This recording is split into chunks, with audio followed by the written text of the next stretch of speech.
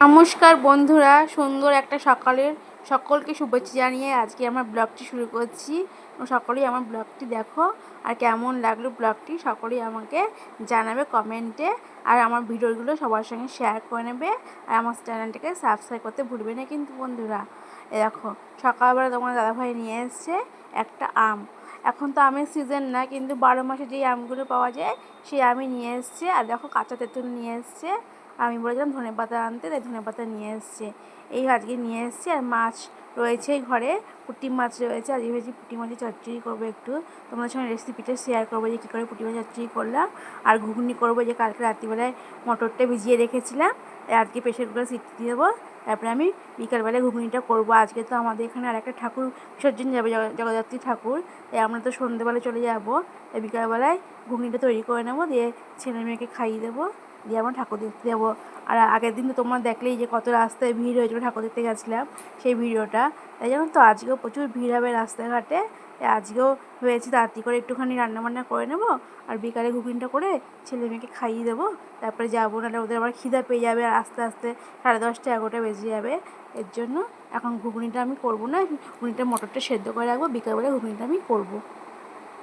আর আজকে জানো তো, এমন টাইমে ঠাকুর বিসর্জন যাবে, রাত্রি এই রাত্রি বলতে 7টা 7:30টার সময় দিকেই সব কিছু মাইকে অ্যানাউন্স করতে শুরু করে দেয়। আর ছেলেমেয়েরা তো পড়তে বসে বিকালবেলায়।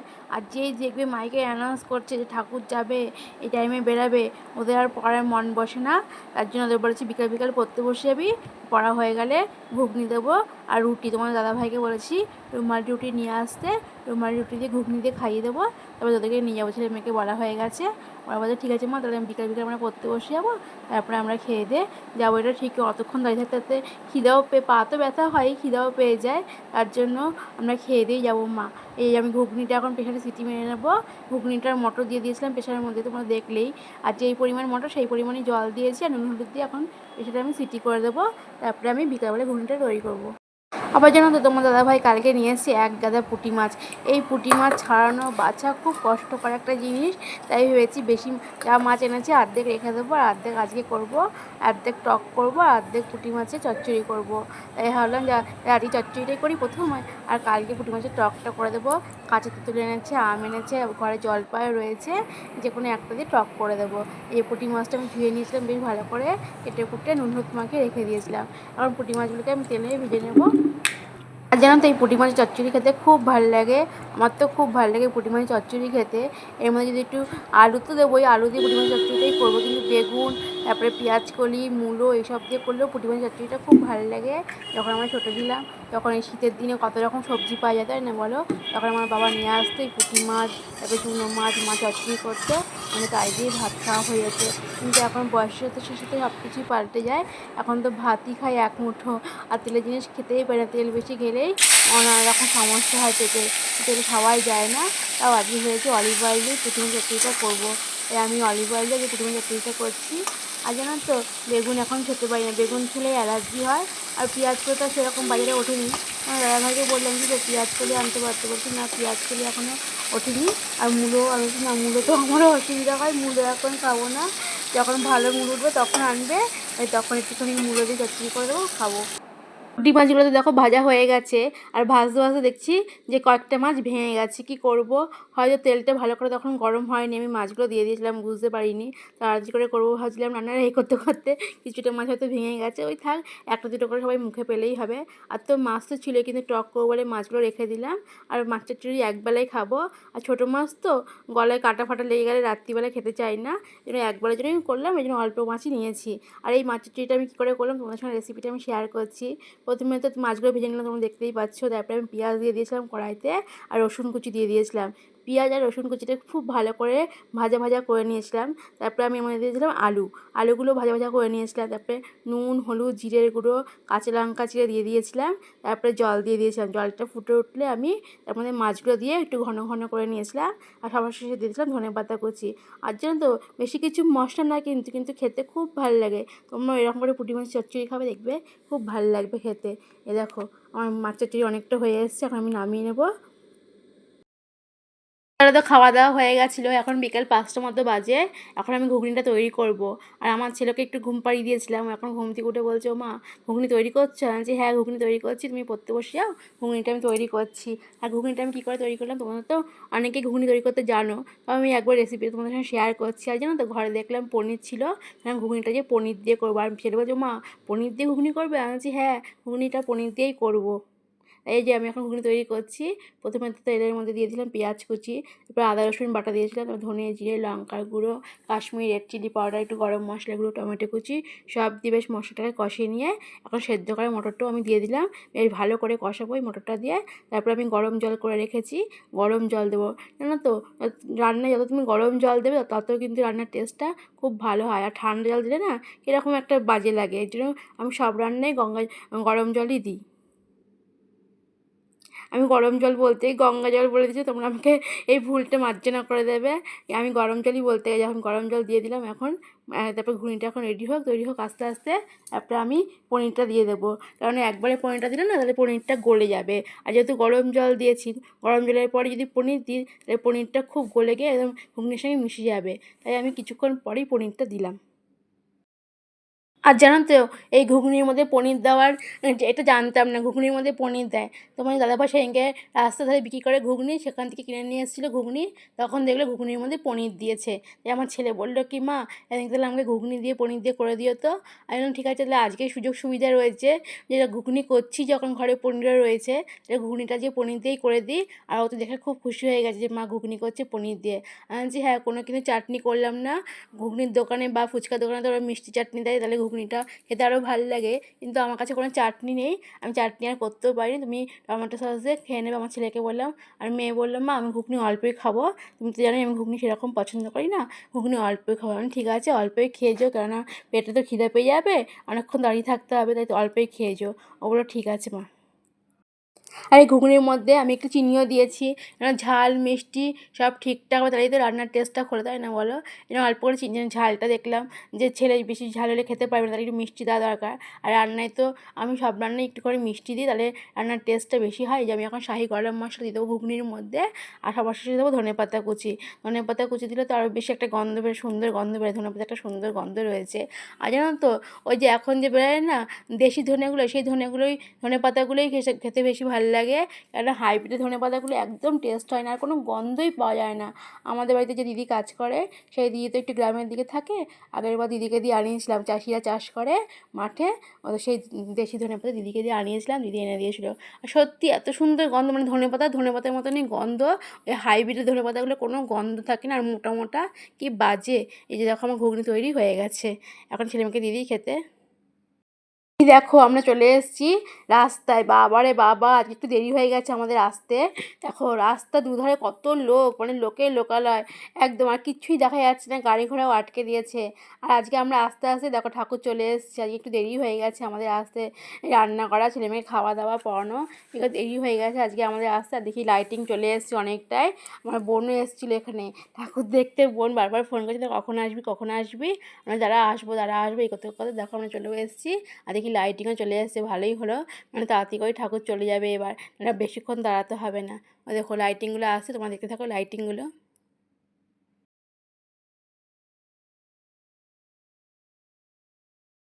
ওই দেখো কাকে নিয়ে যাচ্ছে, একটা শিব পান দেখছো, এত সুন্দর করে না এখানে ভাসানের শোভাযাত্রাটা, আমাদের এর জন্য তো দৌড়ে দৌড়ে আসা। এই দেখো দুটো শিবপাঞ্জি করেছে, একটা ভাল্লুক করেছে, আর সবার গায়ের মধ্যে ঝাঁপিয়ে ঝাঁপিয়ে পড়ছে, আর বাচ্চারা তো দেখে খুব ভয় পাচ্ছে। সে আমার বোনের মেয়ে তো তাকাবেই না ঘুরে, ওইগুলো দেখে ভয়ে একদম মুখ ঘুরিয়ে রেখেছিল। এই সুন্দর এইসব দেখার জন্য তো কত লোক দেখো এসছে সব ছুটে ছুটে, খুব ভালো লাগে আজকের দিনে এরকম দেখতে, মানে যখন ভাসান যায় হেভি লাগে দেখতে, তোমরা দেখো। আর জানো তো কোনো আওয়াজ তো দিতে পারবো না, যেহেতু কপিরাইট পড়ে যাবে, গান বাজনা হবে, তো তোমরা সম্পূর্ণ ভিডিওটি দেখতে থাকো।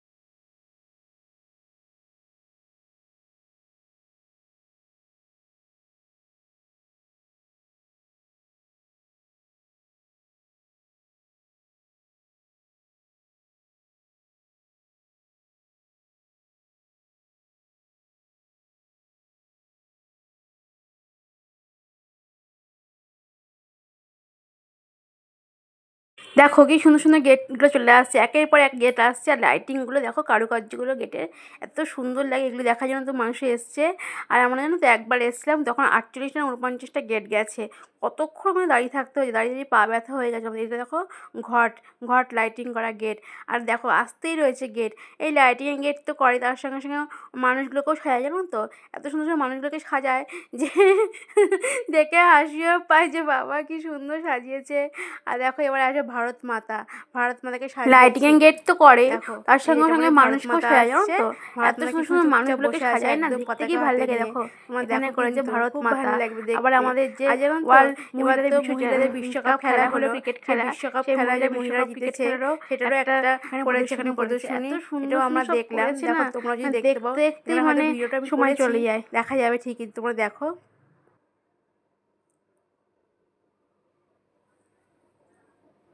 সব কিছু মিলিয়ে মিশিয়ে এখানে বিসর্জনের শোভাযাত্রাটা করে, খুব ভালো লাগে দেখতে এর জন্যে। আর বড় বড় লাইটিং গেট, কোনোটা একটু লাইটিং গেট ছোট বড়, মানে মানুষের দুধারে দাঁড়িয়ে আছে, মানুষ কী করে মানে দাঁড়াবে। লাইটিংয়ের এত বড় বড় গেটে আছে, সবাইকে সরে যেতে হচ্ছে এর জন্য, নাহলে তো মাথায় লেগে যাবে না।